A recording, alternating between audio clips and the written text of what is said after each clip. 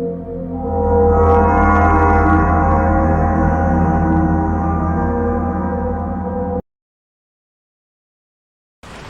delicately aimed at the pellet gun. My father stood behind me, helping me to steady my aim. My hands were shaking slightly, but he calmly told me to take my time and pull the trigger when I'm ready. My breath spewed forth from the misty clouds through the January cold. My fingers hurt, and just the act of depressing the trigger seemed to be a arduous task. My quarry sat atop of the utility pole, 20 yards down from the assessment. A red-tailed hawk, its own breath exited out of the beak in little jets. My father told me not to rush, because I knew I had to take the shot before the bird take off, or else he would not be happy.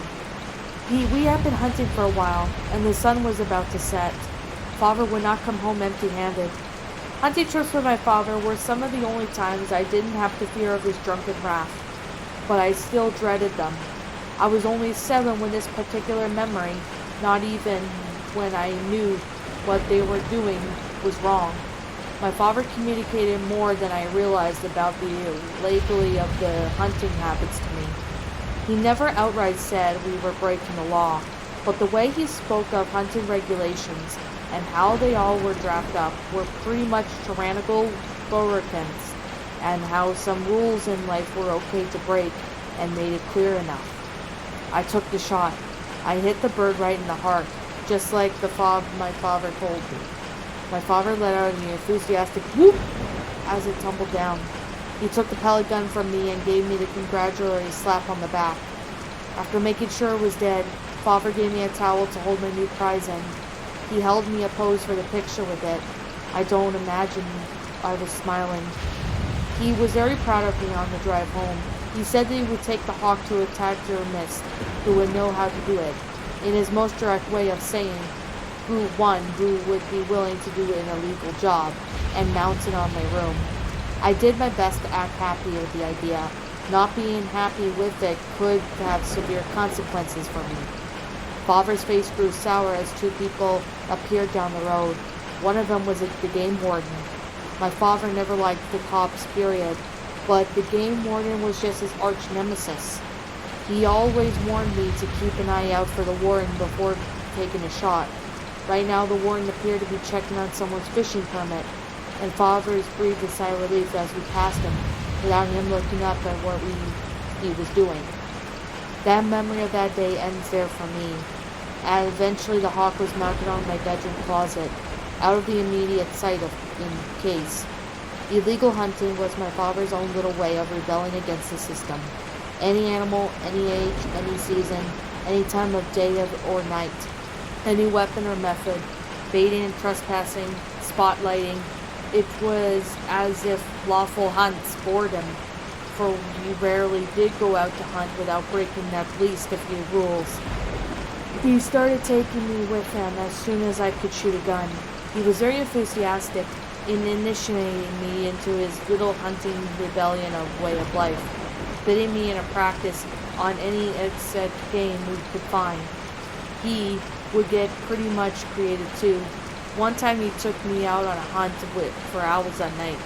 He could expectorally mimic the calls of several species and called the great horned owl to perch in a tree in the middle of the field, where he promptly shot at it, fearing I would miss it in the darkness. You see, birds were a favorite for him, particularly raptors. I think he took some preserved and pride in taking down the elite appendix predators. As I started to approach the adolescence, he let me do more fun activities on my own, so I didn't have to come on his hunting trips as often. If he was hunting something large like a bear, he would bring me along to help out with the sheer amount of work such things took. But for the most part, he'd just tell Mom and me he was going to head out and come back with something he shot illegally. Then one day he brought back a bald eagle.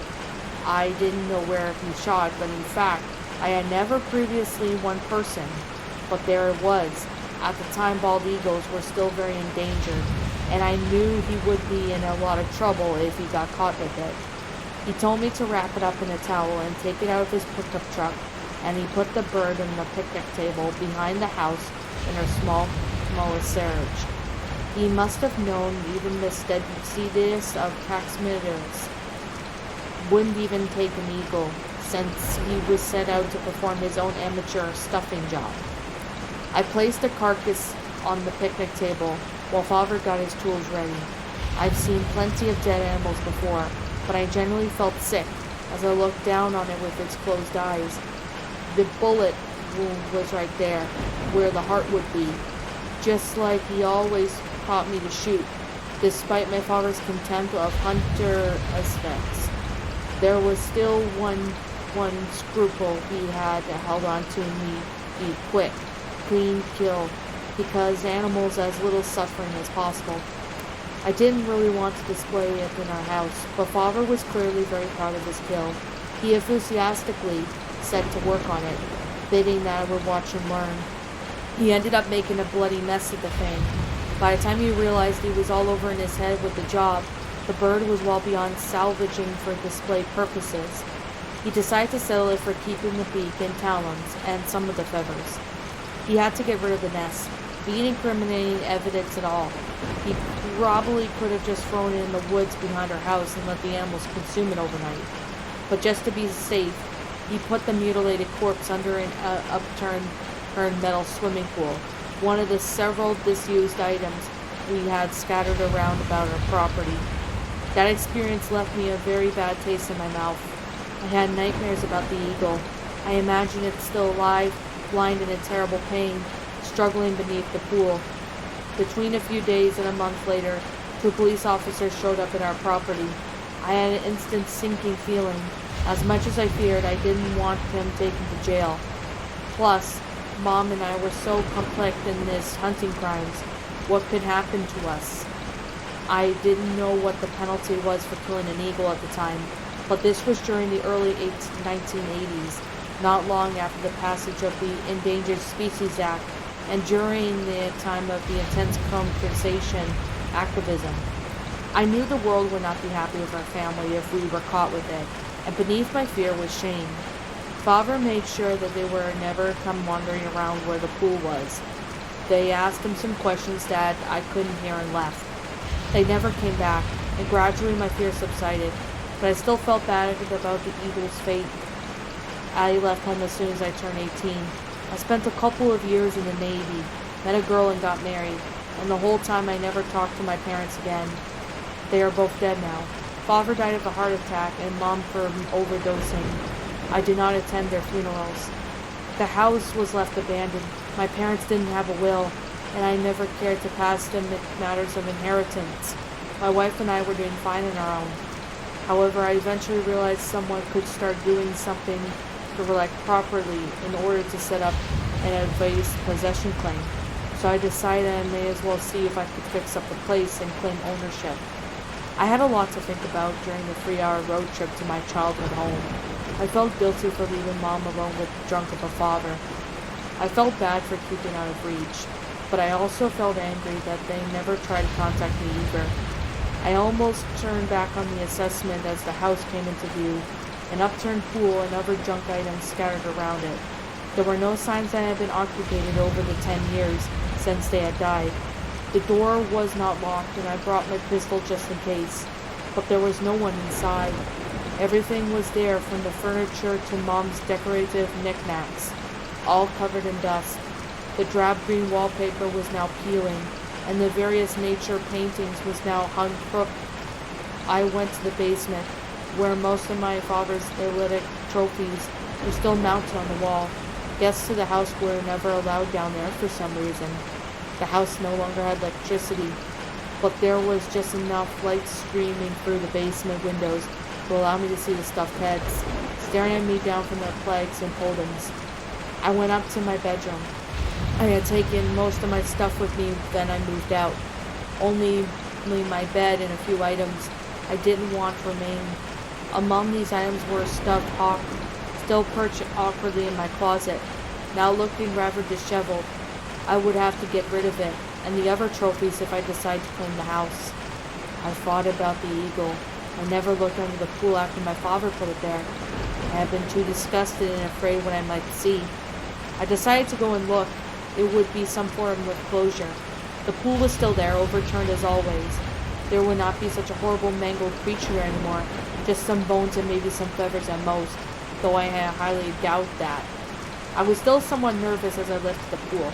Just the sight of it gave me pangs of dread as a teenager. I don't know whatever was left of the eagle was still under there. I don't know if I saw it and have forgotten it, or if it was completely gone.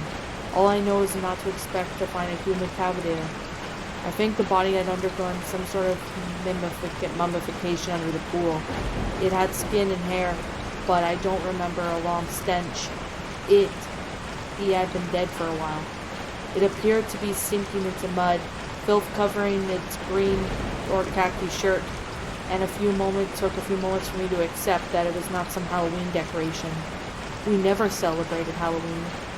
It was not a pretty sight to be sure. There were thousands of questions as second racing through my brain, but what really haunted me was what made me put the pool back and turn around and drive home, never speak a word of the trip to anyone. It was a small metal object on the body's tattered clothing, a game warden's badge. What's up, my pretties? It's the Lion Queen here. I want to appreciate you all for tuning into this video, and I do appreciate you guys supporting my video by giving this video likes and stuff. If you really enjoyed this video, be sure to leave a like, comment and subscribe if you're new, ring the bell for notifications to when I upload so that way you guys will get updated for whenever I upload. If you want to follow me on Twitter or DeviantArt, feel free to leave a follow on those if you are interested in following me on those socials.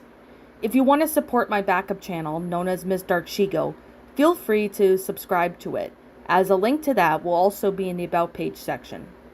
And with that being said, and that being the case, thank you so much for watching, my pretties, and as always, stay pretty.